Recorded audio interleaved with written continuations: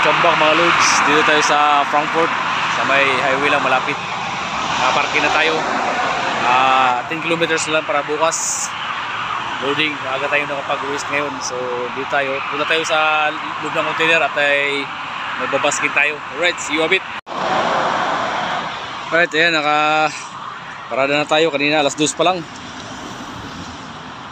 Ayan o, parkingan. Walang toilet. So punta tayo sa likod. Tingnan natin kung ano yung naka-sit up doon. Pakita ko muna sa inyo yung paligid. Tabing highway lang tayo eh. Ayun, no? Daming sakyan, no? Diba? Oo. Ganda ng panahon, no? 22 degrees Celsius. May paradahan sa kabila, libre lang. Ayan. So sleeping natin sa loob.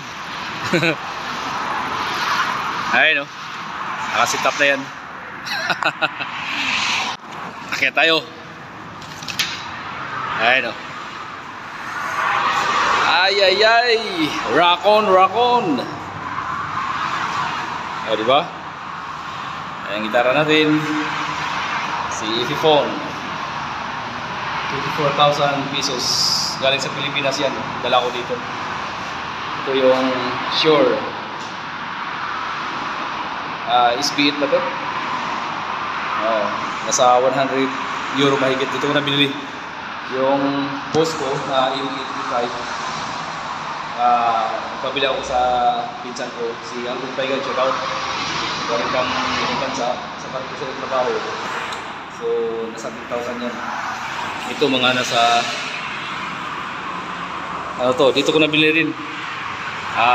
Songbox stand. Ano ko? Cubes, Roland, Street.